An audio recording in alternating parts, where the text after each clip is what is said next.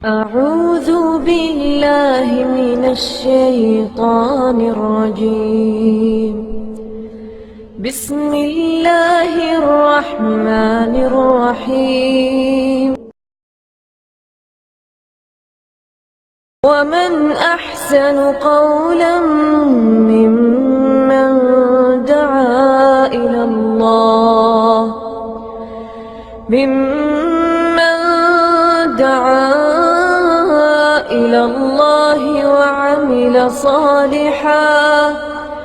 وعمل صالحا وقال إنني من المسلمين.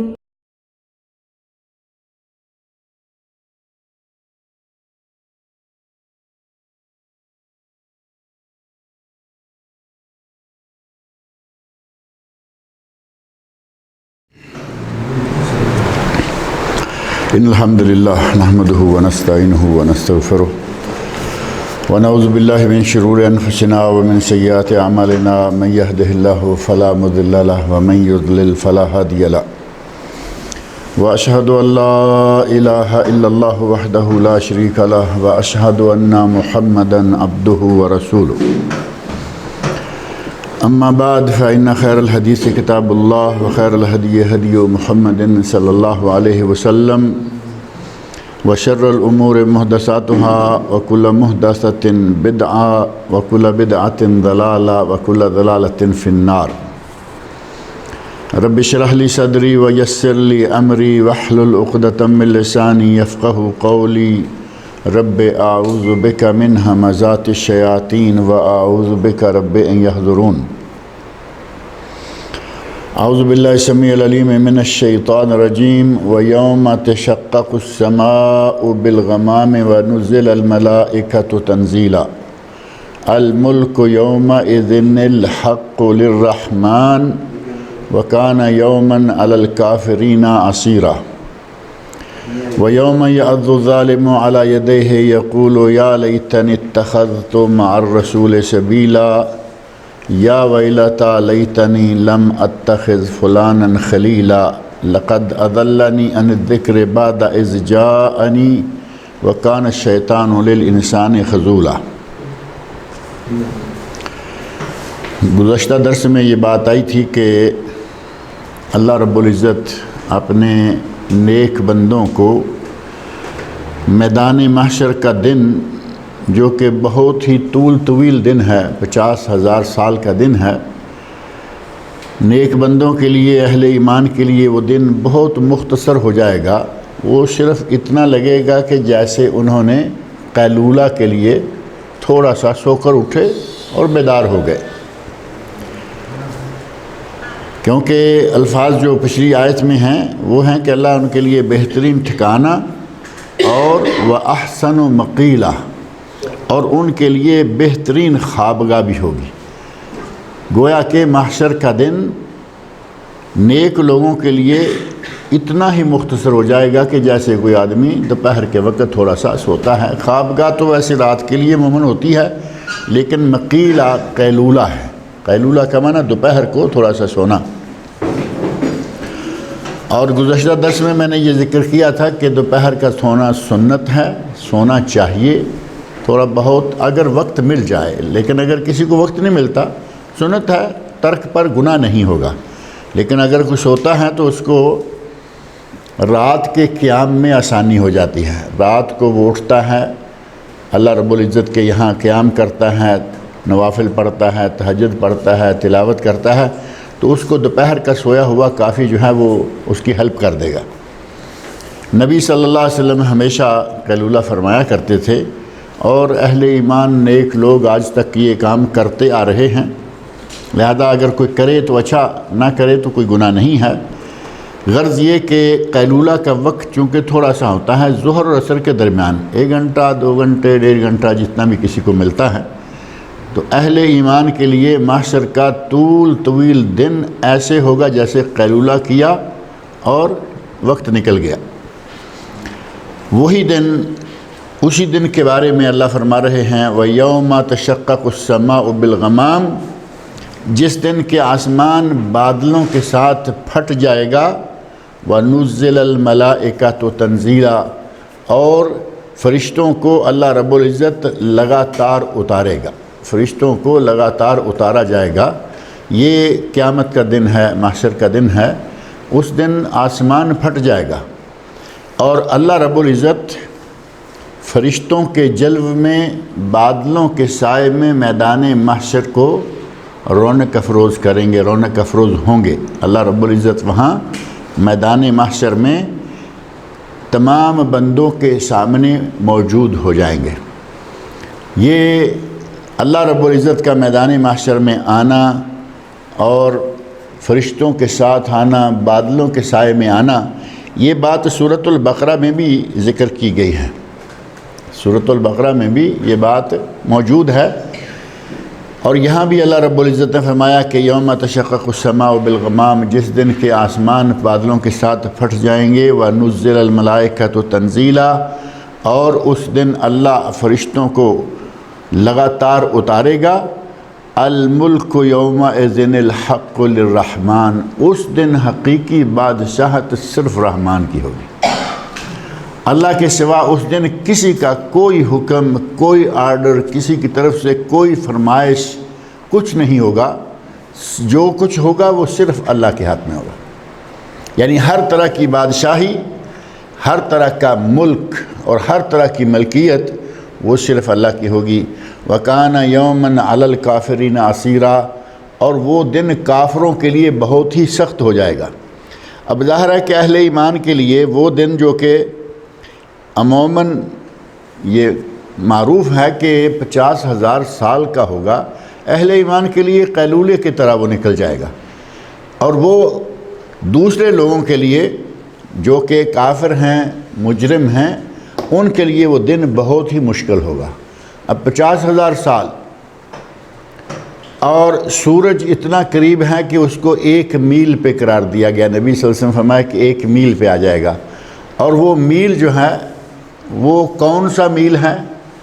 یہ اہل علم نے کہا کہ میل جو سرمے دانی ہوتی ہے، سرمے دانی کے اندر جو سلائی ہے جس سے آنکھ میں سرما ڈالا جاتا ہے، وہ بھی میل ہے۔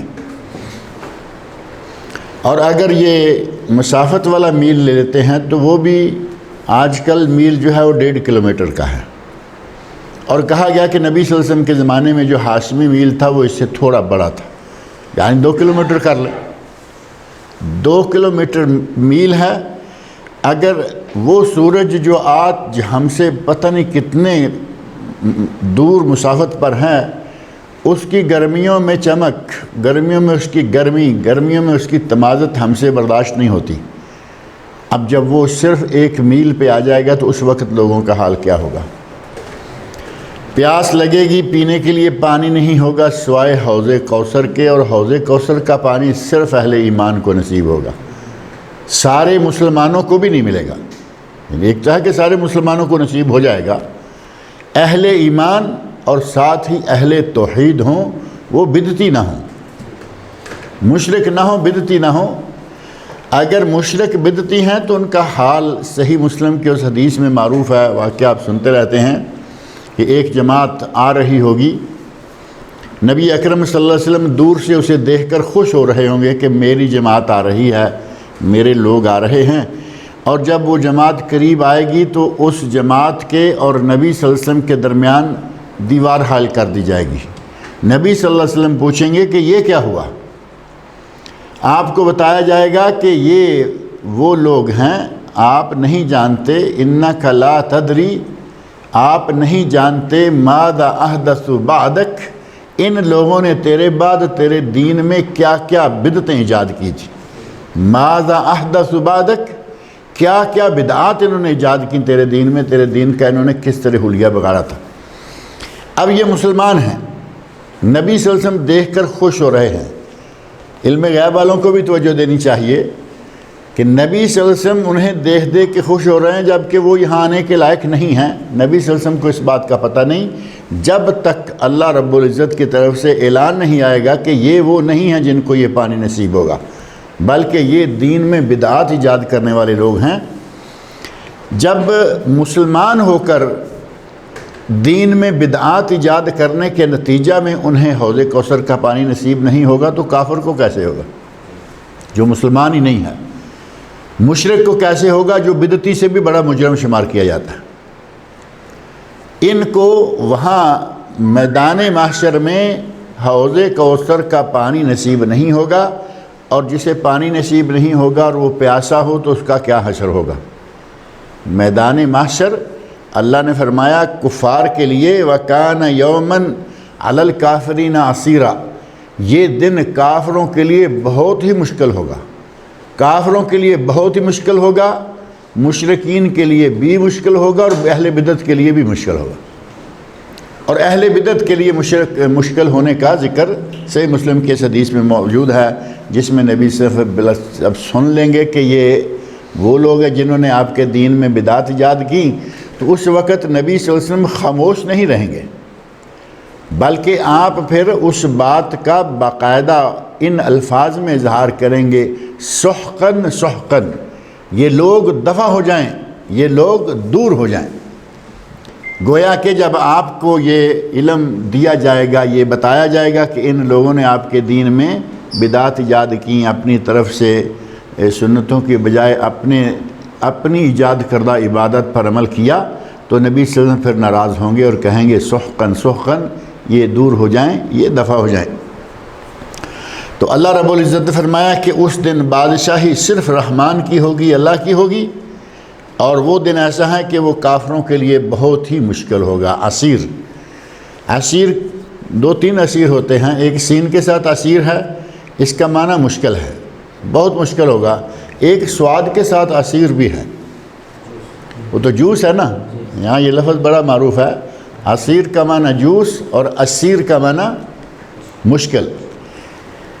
ان مع العسر یسرا، وہ جو عسر ہے وہ یہی عسیر ہیں، عین کے ساتھ، اور یسر آسانی، تنگی کے ساتھ آسانی ہے، تنگی کے ساتھ آسانی ہے۔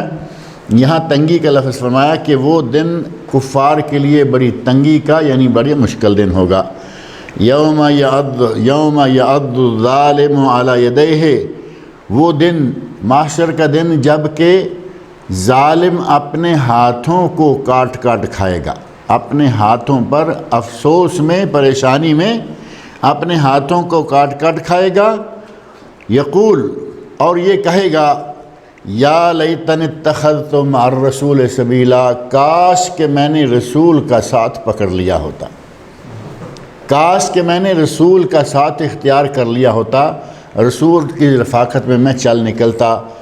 اس دن یہ احساس ہو جائے گا کہ میں نے نبی کی نہیں مانی، اپنی من مانیاں کرتا رہا، میں نے بہت برا کیا۔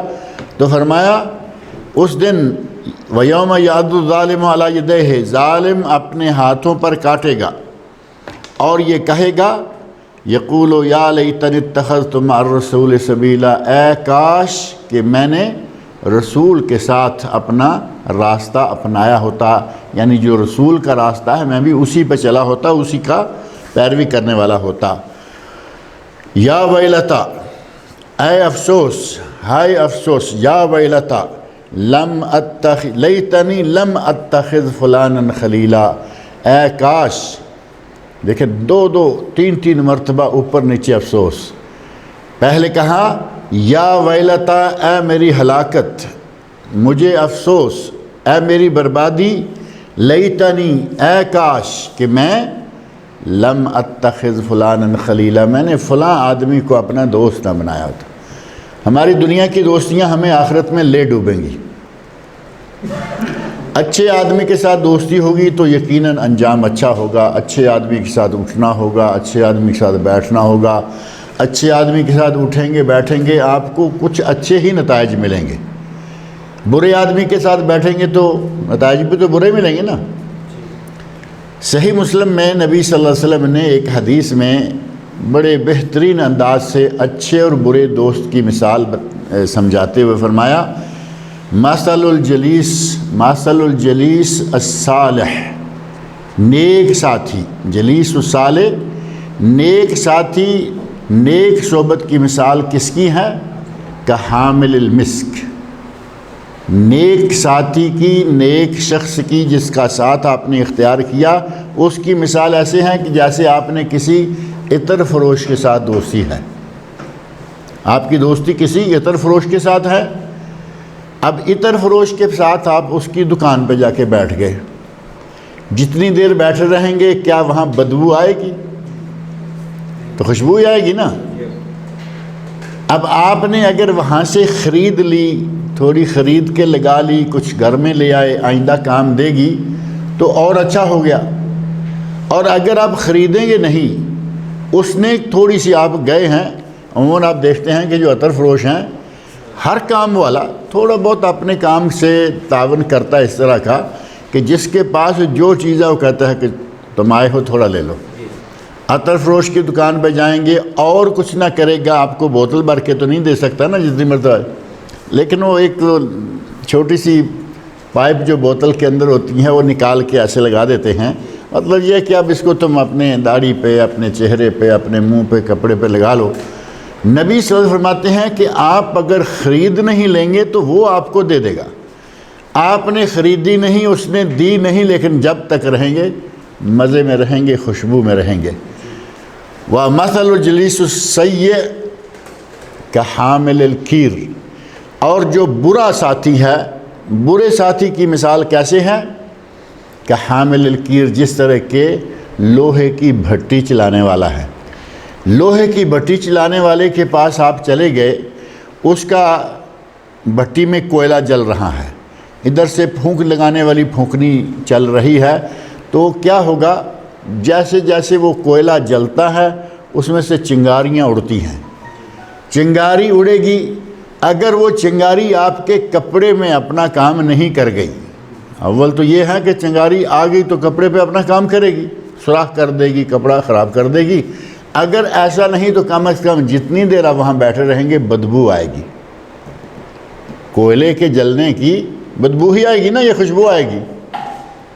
اس کوئلے کے جلنے کی سوائے بدبو کے کوئی اور نہیں ہو سکتی، کیونکہ یہ بناوٹی اور عام کوئلہ تو ہے نہیں کہ جو عود کے لیے استعمال ہوتا ہے، وہ اور کوئلہ ہوتا ہے. آپ نے دیکھا نا آج کل جو بناتے ہیں عود کے لیے جمر، عود کو جلانے کے لیے گول سی ٹکیا چھوٹی چھوٹی آج مل رہی ہے مارکیٹ میں، اس کو آپ ایسے ایک مرتبہ تھوڑا سا لائٹر لگا دیں یا کوئی بھی آگ لگا دیں، وہ آہستہ آہستہ خود مکمل طور پر جل کر کوئلہ تیار ہو جائے گا اور دھواں نہیں. یہ ہے بنائی ہوئی، وہ بٹیوں میں استعمال نہیں ہو سکتی، یہ صرف عود کے لیے استعمال ہو سکتی ہے کہ جو کمرے میں، گھر میں، مجلس میں جس کے ساتھ دھواں دے کے مجلس کو معطر کیا جاتا ہے، دفتر کو معطر کیا جاتا ہے. لیکن اگر اصلی کوئلہ لیں گے اس کو جہاں بھی جلائیں گے اس میں سے بدبو نکلے گی. نبی صلی اللہ علیہ وسلم نے فرمایا کہ اگر تمہارے کپڑے نہیں جلائے گا تو کم از کم جب تک اس کے ساتھ رہو گے بدبو آتی رہے گی. نبی صلی اللہ علیہ وسلم نے کتنی بہترین مثال دے کے جلیس الصالح اور جلیس السوء، برا ساتھی اور اچھا ساتھی. اور فارسی میں ایک مثال ہے، اس نے بھی بالکل مختصر انداز سے الفاظ کو حل کر دیا. اس میں کہا گیا صحبت صالح ترا صالح، شعر ہے یہ، صحبت صالح ترا صالح کند، نیک آدمی کی صحبت تمہیں نیک بنا دے گی. پہلے سے بھی اس میں خیر ہے، اسی لیے آدمی نیک آدمی کے ساتھ بیٹھتا ہے. جس کے اندر خیر نہ ہو نیک آدمی کے قریب نہیں لگتا، ان کو نیک آدمیوں سے تھوڑی سی ضد ہوتی ہے، بلا وجہ بھی نیک آدمی کو ناپسند کرتے ہیں. اس کے اندر خیر ہے لیکن اس خیر کو تھوڑا سا ہوا دینے کی ضرورت ہے. اگر نیک آدمی کے ساتھ بیٹھے گا وہ ہوا مل جائے گی اور خیر جو ہے وہ بڑھنا شروع ہو جائے گی. صحبت صالح ترا صالح کند، صحبت طالح ترا طالح کند. برے آدمی کی صحبت میں رہو گے، برے آدمی کی صحبت میں بیٹھو گے تو وہ برا بنا دے گی. یہ ہے سوسائٹی کا اثر. کس سوسائٹی میں آپ اٹھتے بیٹھتے ہیں، کن لوگوں کے ساتھ آپ کا اٹھنا بیٹھنا ہے. جس طرح کے لوگ آپ نے اختیار کیے اسی طرح کے آپ ہوں گے، انجام بھی اسی طرح کا ہوگا. اللہ رب العزت فرماتے ہیں کہ دنیا میں لاپرواہی کر کے جو اس طرح کوئی بھی سوسائٹی اختیار کر لیتے ہیں، کسی بھی طرح کے آدمی کو اپنا دوست بنا کے اس کے ساتھ اٹھنا بیٹھنا شروع کر دیتے ہیں، ان میں سے جب یہ قیامت کے دن محشر کے میدان میں دیکھیں گے کہ ہم جس کے ساتھ چلتے رہے ہیں اس نے تو ہمیں تباہ کر دیا ہے، اس نے تو ہمیں ہلاکت تک پہنچا دیا ہے، آج ہمیں یہاں محشر کے میدان میں شدتوں اور ہولناکیوں کا سامنا کرنا پڑ رہا ہے اور آخر میں ہمارا ٹھکانہ جہنم ہونے والا ہے، اس وقت وہ کہیں گے یا ویلتا، ہائے افسوس، ہائے ہماری ہلاکت و بربادی۔ ویل کا معروف لفظ معنی معروف ہے نا، بربادی اور ہلاکت، اور ایک معنی کیا گیا ہے کہ جہنم میں ایک وادی ہے، ویل نام کی جہنم میں ایک وادی ہے، اور عموماً یہ کہا جاتا ہے کہ ہائے میری ہلاکت، ہائے میری بربادی۔ لیتنی، اے کاش کہ میں لم اتخذ، نہ اختیار کرتا فلانن، فلاں آدمی کو، خلیلا، اپنا دوست، میں اس آدمی کو اپنا دوست نہ بناتا، یا میں اس کا دوست نہ بنتا، یعنی اس کے ساتھ میرا اٹھنا بیٹھنا نہ ہوتا۔ لیکن اس وقت کیا فائدہ دے گا؟ دنیا میں جو کچھ کر گیا ہے کر گیا ہے، اب محشر کے میدان میں جا کے ہاتھ کاٹے، روئے، چیخے، چلائے، ہلاکتوں کو آوازیں دے، اور جو بھی کرے گا اب وہاں کچھ فائدہ ہونے والا نہیں ہے۔ اللہ رب العزت نے اسی لیے وہ چیزیں، وہ جو کل محشر کو پیش آنے والے واقعات ہیں، آج ہمیں بتا دیے کہ کل یہ ہو، اس سے بہتر ہے کہ آج سنبھل جاؤ، آج اپنی دوستیاں صحیح لوگوں سے لگاؤ، صحیح لوگوں سے دوستیاں کرو، اور برے لوگوں کی دوستی اور صحبت کو چھوڑ دو۔ کہتا ہے لقد اضلنی عن الذکر بعد اذ جاءنی، اس ظالم بدبخت نے مجھے نصیحت پر عمل ہی نہیں کرنے دیا، بلکہ نصیحت سے مجھے گمراہ کر دیا، بعد اذ جاءنی، جب کہ نصیحت میرے پاس آئی تھی۔ قرآن کریم ہم سب کے پاس آیا ہے یا نہیں؟ نبی صلی اللہ علیہ وسلم کی احادیث ہم سب کے لیے موجود ہیں، مارکیٹ بری ہوئی ہے، ہم اتنا پیسہ خرچ کرتے ہیں اپنے ذاتی معاملات میں، اتنا پیسہ خرچ کرتے ہیں فضولیات میں، بلکہ اتنا پیسہ خرچ کرتے ہیں حرام اور مکروہ کاموں میں۔ اگر اس کا عشر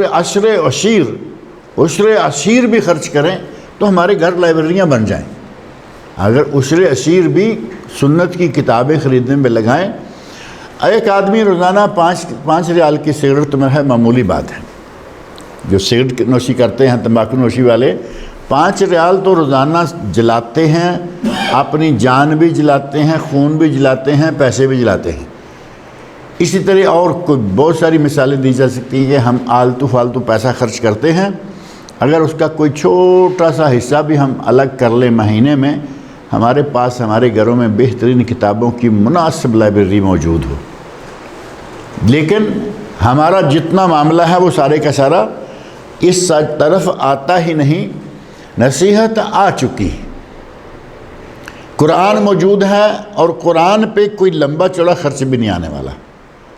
قرآن کریم، بڑی بڑی تفسیریں آپ نہ خریدیے، بڑی بڑی تفسیروں میں نہ جائیے، آپ صرف یہ کتاب جو میں آپ کے سامنے لے کے روز بیٹھتا ہوں، ہر ہفتے بیٹھتا ہوں، احسن البیان ہے، ایک ہی جلد ہے، یہ دیکھیں، ایک تھوڑی سی حصہ آیات کا، تھوڑا سا حصہ اس کے ترجمے کا، اور اس سے تقریباً 2 گنا تشریح یا تفسیر کا۔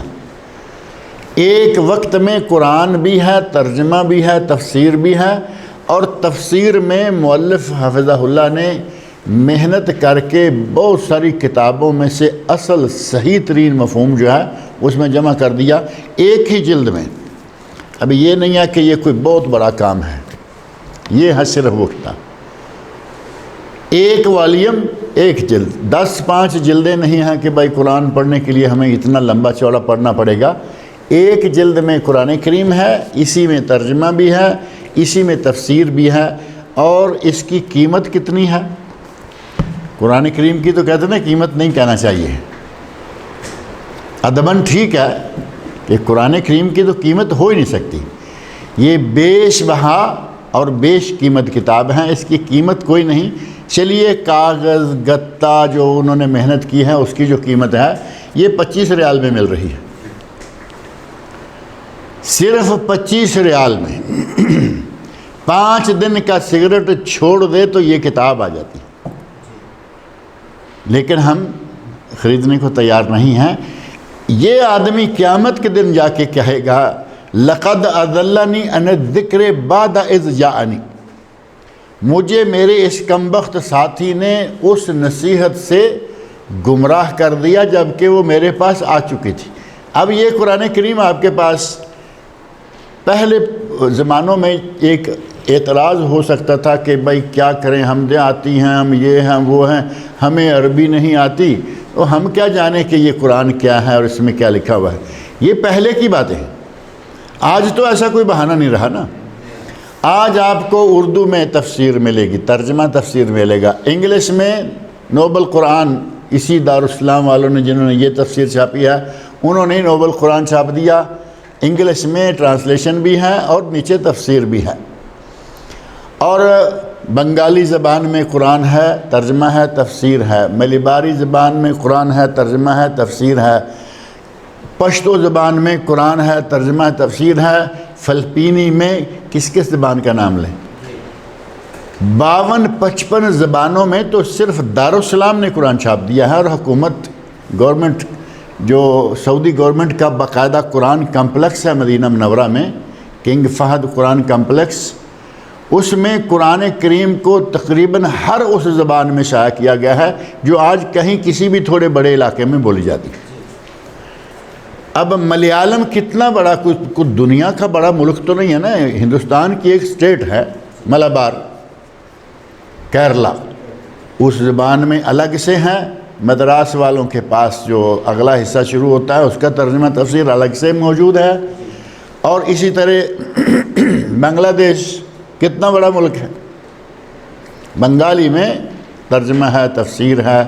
پشتو ہمارے پاکستان کا ایک علاقہ ہے، صوبہ سرحد ہے، تھوڑا بہت آگے افغانستان والوں کو ساتھ شامل کر لیں، ایک ایک علاقے کی جو زبان ہے، ہر زبان میں آپ کو قرآن کریم ترجمہ تفسیر مل رہا ہے۔ اب وہ بہانہ تو ختم ہوا نا کہ ہمیں عربی نہیں آتی، عربی نہیں آتی نہ صحیح، عربی کے نیچے سارا کچھ ہماری زبان میں موجود ہے۔ کل کو جا کے روئیں گے، چیخیں گے، چلائیں گے تو کیا فائدہ، ہمیں چاہیے نا کہ آج ہی یہ کام کر لے، اور ہمیں اللہ نے یہ بتایا بھی اس لیے ہے کہ یہ آدمی کل کو جو اس طرح چلائے گا، آج کیوں نہیں اپنے اس حال کو سنوار لے، مستقبل میں چیخنے چلانے کا کوئی فائدہ نہیں ہوگا، ماضی ہو گیا سو ہو گیا، اچھا تھا برا تھا گزر گیا، آج اپنے آپ کو فوراً سیدھا کر لے، سنوار لے، اور جو اچھی اچھی کتابیں ہیں وہ ساری کی ساری لے کے اپنے پاس رکھے، اور یہ اس کو کل نہ کہنا پڑے کہ میرے پاس ذکر تو آ گیا تھا لیکن اس آدمی نے مجھے بہکا دیا۔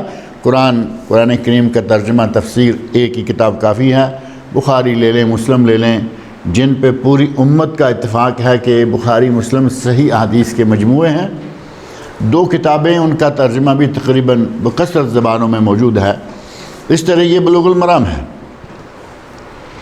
یہ 2 والیوم میں ہے، بہت زیادہ اس کے والیوم نہیں ہے، اردو میں یہ ایک بھی چھپی ہے، ایک ہی والیوم میں مکمل بلوغ المرام ترجمہ تفسیر، اور اس میں ذرا تھوڑا بہتر صفائی سے اور تھوڑی زیادہ شرح جو ہے وہ ذکر کی گئی ہے، 2 جلدوں میں یہ بھی موجود ہے۔ آپ کے پاس 2-3 کتابیں بھی ہوں گی بہت، اپنا وقت جو ہے وہ ہمارے یہاں لوگ افسانے، ڈائجسٹ اور فالتو قسم کی باتیں، ان باتوں میں وقت ضائع کیے چلے جائیں گے۔ آج کل تو میں ڈائجسٹ پڑھنے کا زمانہ نہیں رہا، لوگ ٹیلی ویژن لگاتے ہیں، موبائل کھولتے ہیں، ساری دنیا کی خرافات اس کے اندر موجود ہیں، کہیں کچھ کرنے کی ضرورت ہی نہیں پڑتی۔ اللہ رب العزت نے فرمایا کہ یہ بندہ کیا کہے گا، لقد اضلنی عن الذکر بعد اذ جاءنی، اس نے، میرے اس ساتھی نے، جسے میں نے رسول کو چھوڑ کر، کتاب و سنت کو چھوڑ کر میں نے جس آدمی کے ساتھ اپنی دوستی لگائی، اس آدمی نے تو مجھے تباہ کر دیا۔ لقد اضلنی، اس نے مجھے گمراہ کر دیا، عن الذکر، نصیحت سے، بعد اذ جاءنی، بعد اس کے کہ وہ نصیحت میرے پاس آ گئی تھی۔ وَكَانَ الشَّيْطَانُ لِلْإِنسَانِ خَذُولًا، اور شیطان تو انسان کو دغا دینے والا ہے، دغا دینے والا یعنی مشکل وقت میں چھوڑ جانا، دشمن کا مقابلہ ہو پہلے ساتھ چلتا جا رہا ہے، جہاں مشکل آئی وہاں اکیلے چھوڑ کے نکل گیا۔ مسلمان کے لیے جو صفات ہیں کہ ان میں ایک یہ بھی ہے، لا یخذل ہو، مسلمان کو برے وقت میں دغا نہیں دیتا، نہ دشمنوں کے سپرد کرتا ہے، نہ دغا دے کے بھاگتا ہے بلکہ مسلمان کی مدد کرتا ہے، تعاون کرتا ہے۔ شیطان کے بارے میں کہا کہ یہ دغا دیتا ہے، اور اس کے دغا دینے کا تو ظاہر ہے کہ یہ طے ہے۔ اس نے پہلے دن جیسے ہی اس کو ہماری وجہ سے، ہمارے بابا کی وجہ سے جب اس کو لعنت پھٹکار دے کے جنت سے نکالا گیا تھا، وہ تو اس دن عہد کر چکا ہے، نے کہا کہ میں اس کی اولاد کو آگے پیچھے دائیں بائیں سے پہنچوں گا اور انہیں گمراہ کروں گا، انہیں دغے دوں گا، انہیں فریب میں مبتلا کروں گا، ان کو بہکاؤں گا بھٹکاؤں گا۔ وہ تو باقاعدہ اللہ کے ساتھ عہد کر چکا ہے اور وہ اپنا کام کر رہا ہے۔ ہمیں چاہیے کہ اس کے حملوں سے جتنا بھی ہو سکے بچیں، اور اس کے حملوں سے دفاع کرنے کا بہترین طریقہ یہ ہے کہ اچھے لوگوں کے ساتھ دوستی رکھیں اور کتاب اللہ سنت رسول کے ساتھ تعلق رکھیں، اچھی مجلسوں میں اٹھنا بیٹھنا رکھیں۔ اگر یہ رہے گا تو انشاءاللہ شیطان کا دغا ہمارے لیے کسی طرح بھی کارگر ثابت نہیں ہو پائے گا۔ اللہ رب العزت مجھے اور آپ سب لوگوں کو قرآن کریم پڑھنے، سننے، سمجھنے اور اس کے احکام پر عمل کرنے کی توفیق عطا فرمائے۔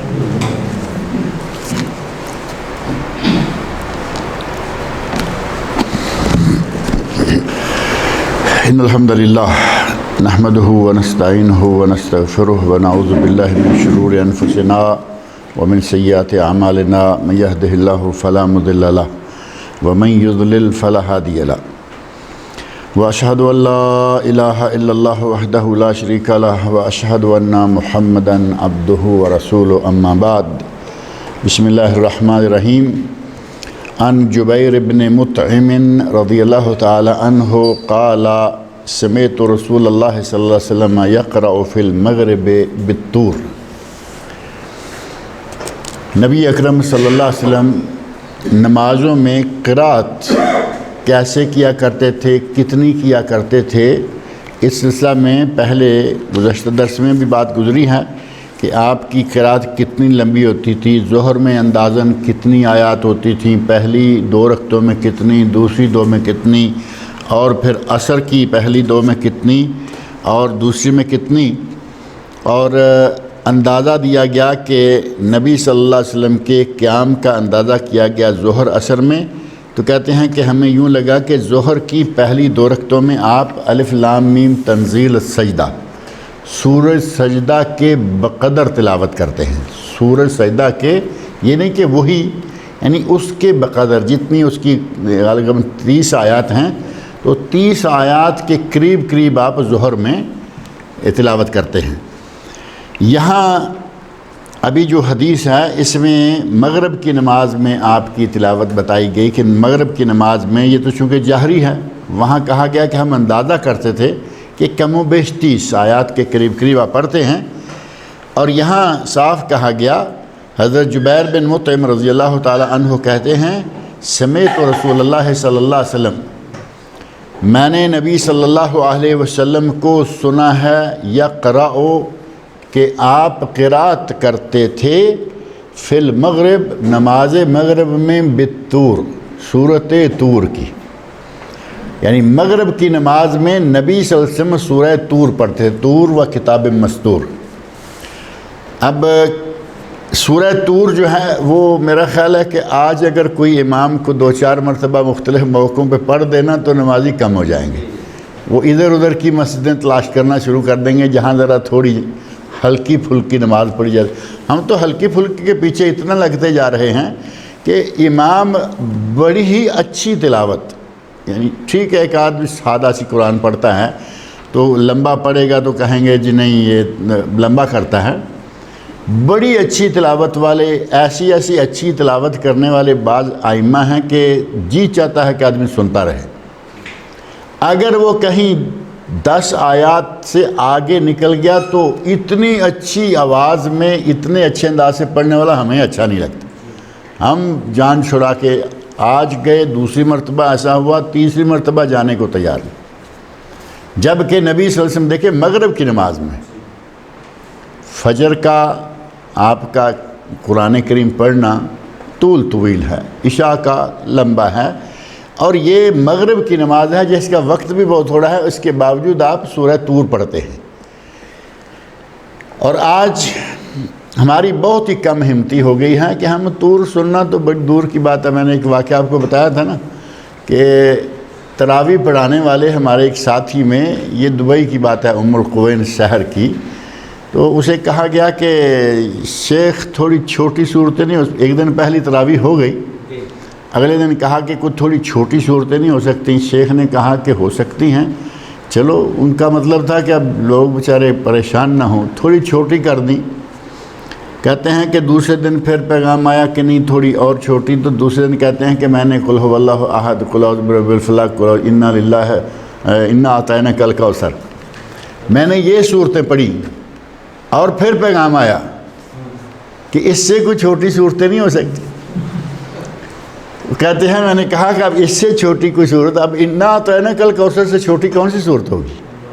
چھوٹی چھوٹی 3 آیات ہیں، ایک لائن میں صورت ختم ہو جاتی ہے، لیکن اور چھوٹی، یعنی ہماری کم ہمتی ہے نا۔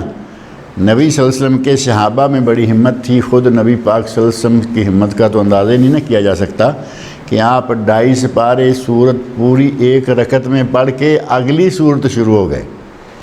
سورہ بقرہ کے مختلف مقامات پر صحابی کہتے ہیں میں نے کہا اب چھوڑ دیں گے، اب چھوڑ دیں گے، صورت مکمل ہو گئی تو میں نے کہا کہ اب تو چھوڑ دیں گے، آپ نے سورہ آل عمران شروع کر دی۔ آپ کی ہمت کا تو اندازہ نہیں کیا جا سکتا نا۔ اللہ رب العزت نے اتنی ہمت دی تھی کہ طویل قیام ہوتا، لیکن جب آپ اکیلے ہوتے، خاص طور پر یہ چونکہ اپنی ان کی تہجد کی نماز تھی، جب لوگوں کے ساتھ ہوتے تو آپ اتنی لمبی قرات نہیں کرتے، لیکن چھوٹی چھوٹی بھی دیکھیں، یہ سورہ طور جو ہے وہ مغرب کی نماز میں آپ پڑھ لیا کرتے تھے۔ وہ کہتے ہیں سمعت رسول اللہ صلی اللہ علیہ وسلم یقرأ، میں نے نبی صلی اللہ علیہ وسلم کو سنا کہ آپ پڑھتے تھے، یعنی کئی مرتبہ آپ پڑھتے تھے سورہ طور مغرب کی نماز میں۔ صحیح بخاری اور صحیح مسلم میں یہ بات موجود ہے۔ وعن ابی ہریرہ رضی اللہ تعالی عنہ قال کان رسول اللہ صلی اللہ علیہ وسلم یقرأ فی صلاۃ الفجر یوم الجمعہ الف لام میم تنزیل، جمعہ کے دن نبی اکرم صلی اللہ علیہ وسلم فجر کی نماز میں سورہ سجدہ کی تلاوت یا سورہ سجدہ کی قرات کیا کرتے تھے۔ یہ سنت بھی میں نے دیکھا کہ بعض علماء کرتے ہیں لیکن اکثر نہیں کرتے، بعض کرتے ہیں، اور کچھ لوگوں کو میں نے دیکھا کہ وہ اس میں سے کنسیشن نکالتے ہیں۔ سورہ سجدہ کا کوئی ایک رکوع آخری پہلا پچھلا کوئی نہ کوئی پڑھ کے کہ چلو سورہ سجدہ کا ٹیسٹ ہوا، یا کم از کم جہاں سجدہ ہے اس کے آگے پیچھے کی 2-4 آیتیں پڑھ کے رکوع چلے گئے۔ اب یہ میں نہیں سمجھتا کہ یہ اماموں کی کمزوری ہے، ہماری کمزوری ہے جو ہم پیچھے نماز پڑھنے والے ہوتے ہیں۔ اماموں کو پتہ ہے کہ ہم نے پوری سورۃ یہ سجدہ پڑھ دی تو لوگ نہیں ملیں گے، آج کی فجر میں تو ہوں گے اور اگلے جمعہ یہ لوگ نہیں ملیں گے۔ وہ دیکھ چکے، ان کا تجربہ ہے، جس دن لمبی ہوتی ہے کئی لوگ اعتراض کر کے جاتے ہیں، جانے سے پہلے ایک کان سے نکالتے جاتے ہیں کہ شیخ آج تو سکھا دیا آپ نے، تو کیا کریں گے وہ؟ پھر ظاہر ہے کہ وہ اسی طرح کرتے ہیں۔ کسی نے حامیم سجدہ کی، ایک رکوع آیات میں جتنی بنتی ہیں 5 بن جائیں، 7 بن جائیں، 10 بن جائیں، وہ پڑھ دیں اور نکل گئے۔ نبی صلی اللہ علیہ وسلم جمعہ کے دن فجر کی نماز میں الف لام میم تنزیل سجدہ و هل اتی علی الانسان، سورہ دہر، هل اتی علی الانسان حین من الدہر لم یکن شیئا مذکورا، یہ پوری صورت 2 رکعتوں میں یہ 2 صورتیں۔ آج کہیں کسی مسجد میں پڑھیں، اگلے جمعے آپ کو دیکھیں نمازی کتنے ملتے ہیں۔ اتنا ہمارا ایمان بھی کمزور ہو چکا ہے، اور اتنا ہمارا ایمان کے ساتھ ساتھ جسم بھی اتنا کمزور ہو چکا ہے کہ ہم اتنا ہاں یہ جسم کمزور ہے کہاں؟ نمازوں کے قیام کے لیے کمزور ہے، اپنے کام کے لیے 6-6 گھنٹے 8-8 گھنٹے ڈیوٹیاں کرتے ہیں کھڑے۔ ایسے بہت سارے لوگ ہیں، یقین جانیں میں خود کبھی کبھی بڑے تعجب سے دیکھتا ہوں اور ان کی ہمت کی داد دینی پڑتی ہے۔ کام ایسا ہے کہ کھڑے رہ کے ہی کرنا ہے، اور صبح سے لے کے شام تک رات تک ڈیوٹی چلتی ہے، درمیان میں کبھی کہیں تھوڑا سا بیٹھنا پڑ گیا، مل گیا تو مل گیا، نہیں تو کھڑے ہیں۔ یعنی 8-8 6-6 10-10 گھنٹے ڈیوٹی کر رہے ہیں، کھڑے ہیں، پرواہ نہیں۔ امام کے پیچھے 5 منٹ کھڑے ہونا پڑ گیا تو قیامت آ گئی۔ تو یہ ہمارے ایمان کی کمزوریاں ہیں، اور ساتھ ہی ہمارے جسم کی کمزوریاں. جسم کی میں نہیں مانتا، جسم کی کمزوری تب تھی جب کام میں بھی ایسے ہوتا. کام میں 10 گھنٹے بھی کھڑے ہیں پرواہ نہیں، اور اگر کہا جائے نا کہ اگلے 2 گھنٹے جو ہیں وہ ڈبل ڈیوٹی کے پیسے دیں گے تو وہ 12 گھنٹے بھی آرام سے کھڑے ہو جائیں گے، کیونکہ وہ ڈبل اوور ٹائم جو ہے وہ ڈبل ہوتا ہے نا عام ڈیوٹی ٹائم سے. عام ڈیوٹی میں اگر 10 ریال گھنٹہ بنتا ہے تو وہ 2 گھنٹے جو ہیں وہ اکیلے ہی 40 ریال کے ہو جائیں گے، 20 کر کے. تو اس کے لیے پھر کھڑے ہیں. لیکن اللہ کے سامنے کھڑے ہونا، قرآن کریم سننے کے لیے کھڑا ہونا، وہ ہماری عبادت نہیں رہی. اللہ تعالی ہمیں ہدایت عطا فرمائے، ہمیں ہمت اور ہمارے ایمان میں اضافہ فرمائے. صحیح بخاری اور صحیح مسلم میں یہ حدیث ہے کہ پہلی میں سورہ سجدہ اور دوسری میں سورہ دہر فجر کی نماز میں جمعہ کے دن نبی صلی اللہ علیہ وسلم نے پڑھی. اور معجم طبرانی کبیر میں حضرت عبداللہ بن مسعود رضی اللہ عنہ فرماتے ہیں یدیم ذالک، آپ ہمیشہ جمعہ کے دن فجر میں ایسا کرتے تھے، یعنی کبھی کبھار چھوڑتے تھے، لیکن عموماً آپ جمعہ کے دن فجر میں یہی 2 صورتیں پڑھا کرتے تھے. اور سنت ہے یہ 2 سورتیں پڑھنا، کیونکہ آپ نے جیسے جمعہ میں دیکھتے ہیں نا، اب جمعہ میں آپ سبح اسم ربک الاعلیٰ اور حل اتاک حدیث الغاشیہ، یہ 2 صورتیں جمعہ میں بھی، عید الفطر میں بھی، عید الاضحیٰ میں بھی آپ اکثر یہی پڑھا کرتے تھے، اور آج بھی علماء اکثر یہی پڑھتے ہیں. کبھی کبھار یہ نہیں پڑھتے، اس کا معنی یہ کہ یقیناً نبی صلی اللہ علیہ وسلم نے ہمیشہ کوئی یہ فرض تو نہیں نا یہی پڑھی جائیں، عموماً آپ ایسا کرتے تھے، لیکن کبھی کبھار ایسا نہیں بھی ہوتا تھا. تو کبھی کبھار کوئی دوسری صورت پڑھ لی جائے، عموماً یہ صورتیں جو ہیں یہ پڑھی جانی چاہیے. اور حضرت عبداللہ بن مسعود رضی اللہ عنہ جو فرما رہے ہیں یدیم ذالک، یہ آپ کا دائمی عمل، یدیم تو ظاہر نا دائم اور یدیم، یہ آپ کا دائمی عمل تھا کہ آپ ہمیشہ یہی 2 صورتیں جمعہ کے دن فجر میں پڑھا کرتے تھے. وعن حذیفہ رضی اللہ تعالی عنہ، حذیفہ بن یمان رضی اللہ عنہ ہیں، کہتے ہیں صلیت مع النبی صلی اللہ علیہ وسلم، میں نے نبی صلی اللہ علیہ وسلم کے ساتھ نماز پڑھی، فما مرت بہی آیت رحمہ الا وقف عندها یسأل، جہاں کہیں کوئی آیت رحمت آئی تو نبی صلی اللہ علیہ وسلم وہاں رک گئے اور اللہ سے رحمت کی دعا مانگی. یعنی یہ بھی اب تب ہوگا جب آدمی کو معلوم ہے کہ میں کیا پڑھ رہا ہوں. ہمارے بہت سارے حافظ حضرات ایسے ہیں کہ وہ حافظ تو یقیناً ہیں، لیکن انہیں یہ معلوم نہیں کہ میں کیا پڑھ رہا ہوں. وہ حفظ کیا ہوا ہے، حفظ چل رہا ہے، سورہ فاتحہ سے لے کے سورۃ الناس تک سارا زبانی ازبر ہے، لیکن وہاں سے کسی آیت کو پڑھ کے کہہ دیجئے کہ اس کا ترجمہ کیا ہے تو وہ نہیں جانتے. اب وہ دعائیں کیا مانگے گا اور اللہ سے پناہ کیا مانگے گا عذاب و آیتیں آنے کی صورت میں؟ یہ تو صرف تبھی ہوگا نا جب اسے معنی معلوم ہوگا، ترجمہ معلوم ہوگا. کہتے ہیں کہ میں نے نبی صلی اللہ علیہ وسلم کے ساتھ نماز پڑھی، فما مرت بہی آیت رحمہ، جب بھی کوئی رحمت کی آیت آتی، الا وقف عندہا یسأل، تو آپ وہاں رک جاتے اور اللہ سے رحمت کا سوال کرتے، دعا مانگتے. ولا آیت عذاب الا تعوذ منہا، اور جہاں کہیں عذاب کی آیت آتی وہاں رک جاتے اور عذاب سے اللہ کی پناہ مانگتے. نبی اکرم صلی اللہ علیہ وسلم کا یہ عمل مبارک ہے. یہ سنن اربعہ ابو داؤد، ترمذی، نسائی، ابن ماجہ اور مسند امام احمد، حدیث کی 5 کتابوں میں یہ حدیث موجود ہے، اور امام ترمذی نے اسے حسن قرار دیا ہے. عن ابن عباس رضی اللہ تعالیٰ عنہما قال قال رسول اللہ صلی اللہ علیہ وسلم الا وانی نہیت ان اقرأ القرآن راکعا او ساجدا، نبی صلی اللہ علیہ وسلم نے فرمایا خبردار، مجھے اس سے منع کیا گیا ہے کہ میں رکوع یا سجدے کی حالت میں قرآن پڑھوں. اب دیکھیں قرآن کتنی اچھی چیز ہے، ایک حرف پڑھنے پر 10 نیکیاں ملتی ہیں. عام تلاوت کریں، اللہ رب العزت کا کلام ہے، اس کی اپنی ایک ہیبت ہے، ایک جلال ہے، لیکن رکوع میں اور سجدے میں تلاوت کرنا جائز نہیں ہے. ایک آدمی کہے کہ میں فرصت میں ہوں، مجھ سے کھڑے تو اتنا ہویا نہیں جا سکتا، رکوع میں بھی کھڑے ہونا پڑے گا، پاؤں پہ وزن رہے گا، میں سجدے میں جا کے ذرا تھوڑا قرآن زیادہ پڑھ لیتا ہوں۔ نبی سے فرمایا الا و انی نہیت ان اقرأ القرآن راکعا او ساجدا، خبردار مجھے رکوع سجدے کی حالت میں قرآن پڑھنے سے منع کیا گیا ہے۔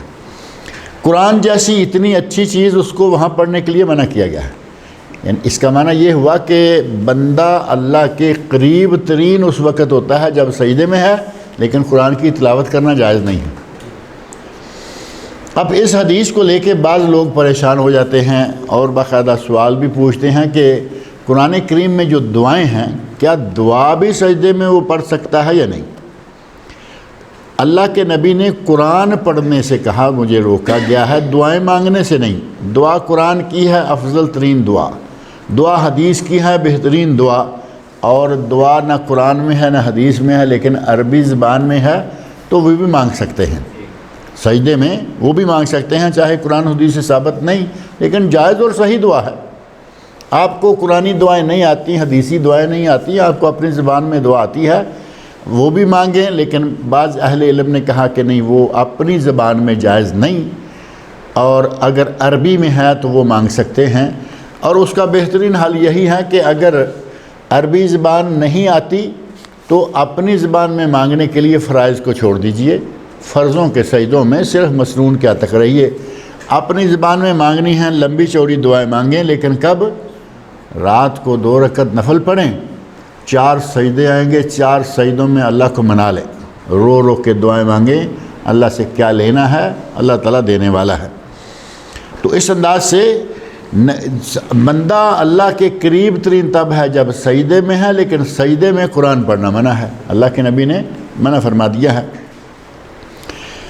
فَأَمَّا الرُّكُوعُ فَأَعْظِمُوا فِيهِ الرَّبَّ، آپ نے فرمایا رکوع میں قرآن نہ پڑھو، اللہ کی عظمت بیان کرو۔ اللہ کی عظمت بیان کرنے کے لیے الفاظ بھی آپ نے بتا دیے، سبحان ربی العظیم، سبحان ربی العظیم، میرا اللہ پاک ہے عظمتوں والا۔ اللہ کی عظمت بیان ہو گئی نا۔ آپ نے فرمایا کہ رکوع میں اپنے رب کی عظمت بیان کرو، وَأَمَّا السُّجُودُ فَاجْتَهِدُوا فِي الدُّعَاءِ، سجدے میں دعائیں مانگنے کی کوشش کرو۔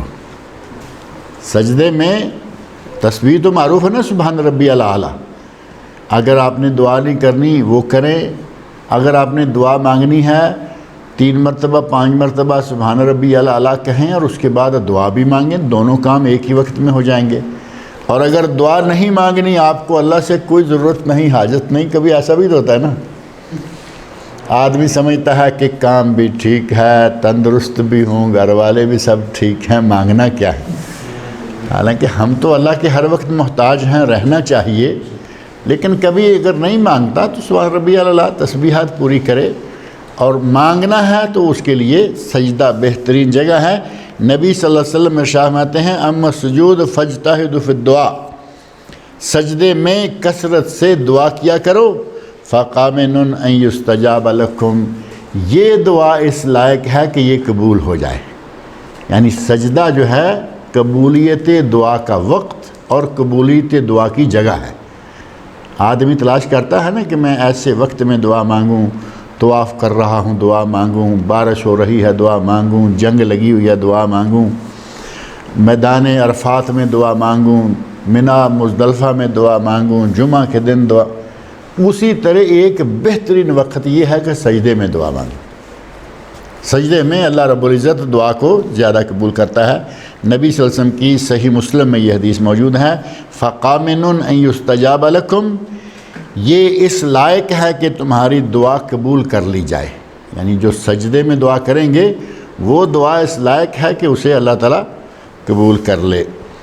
ام المومنین حضرت عائشہ صدیقہ رضی اللہ تعالی عنہ بیان فرماتی ہیں کہ نبی صلی اللہ علیہ وسلم رکوع میں یہ دعا بھی کیا کرتے تھے، سبحانک اللہم ربنا وبحمدک اللہم اغفر لی۔ صحیح بخاری مسلم میں یہ حدیث ہے، اور بعض احادیث میں اس کی تفصیل بھی آئی ہے کہ جب اذا جاء نصر اللہ والفتح ورأیت الناس يدخلون فی دین اللہ افواجا فسبح بحمد ربک واستغفرہ، فسبح بحمد ربک واستغفرہ انہ کان توابا۔ یہاں ہے فسبح، تسبیح بیان کر، واستغفرہ، اور اللہ سے توبہ استغفار کر۔ نبی صلی اللہ علیہ وسلم نے یہی دونوں کام اس رکوع اور سجدے دونوں میں، جب یہ آیت نازل ہو گئی تو حضرت عائشہ صدیقہ رضی اللہ عنہا فرماتی ہیں کہ نبی صلی اللہ علیہ وسلم نے دوسری تسبیح آ جائیں سبحان ربی العظیم سبحان ربی الاعلی ان کو چھوڑ دیا، پھر یہ دعا مستقل شروع کر دی، کیونکہ آپ کو اذا جاء نصر اللہ میں یہ بشارت بھی دے دی، یہ خبر بھی دے دی کہ آپ کا مشن پورا ہو گیا، یعنی آپ کی زندگی جس مقصد کے لیے تھی وہ مقصد پورا ہو گیا، زندگی بھی ختم ہو گئی، آج ختم ہوئی کہ کل ہوئی ہو جائے گی۔ تو آپ نے وہ باقی دعائیں جو ہیں سجدے رکوع میں چھوڑ دیں اور آپ نے یہی دعا شروع کر دی، سبحانک اللہم ربنا وبحمدک اللہم اغفر لی۔ دونوں چیزیں آ گئی نا، سبحانک اللہ فسبح اور واستغفرہ، ساتھ ہی اللہم اغفر لی، سبحانک اللہم ربنا وبحمدک اللہم اغفر لی، دونوں چیزیں۔